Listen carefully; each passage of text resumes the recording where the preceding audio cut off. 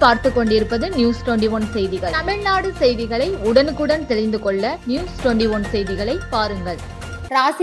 ராசிபுரம் அருகே கூனவேலம்பட்டி புதூர் கிராமத்தை சேர்ந்த விசைத்தறி தொழிலாளி மகன் அரசு பள்ளியின் முதல் மதிப்பெண்.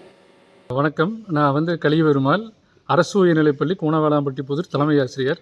இந்த பள்ளி பார்த்திங்கன்னா இங்கே கிராமப்புறத்தில் இருக்குது. இந்த கிராமத்தில் பெரும்பாலான மக்கள் நெசவு தொழில், சில பேர் கூலி வேலை செய்கிறாங்க. அதனால் அங்கேருந்து ஏழை எளிய மாணவர்கள் தான் இப்பள்ளியில் படிக்கிறாங்க. இந்த ஆண்டு 29 மாணவர்கள் பொதுத் தேர்வு SSLC பொதுத் தேர்வு எழுதினாங்க. அதில் 29 மாணவர்களும் தேர்ச்சி பெற்று பள்ளிக்கு நல்ல பெயர் வாங்கி கொடுத்துருக்காங்க. இதில் முதல் மாணவன் கவின்ராஜ் 484 மதிப்பெண்கள் பெற்று பள்ளிக்கு பெருமை சேர்த்துள்ளார்.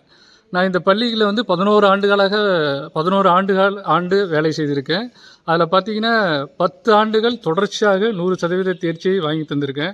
இதற்கு காரணம் யாருன்னு பார்த்திங்கன்னா இந்த பெற்றோர் ஆசிரியர் கழக தலைவர் மற்றும் பொருளாளர் இவர்கள்லாம் பள்ளிக்கு ரெகுலராக வருவாங்க, நல்ல ஒரு அறிவுரைகள்லாம் வழங்கியிருக்காங்க.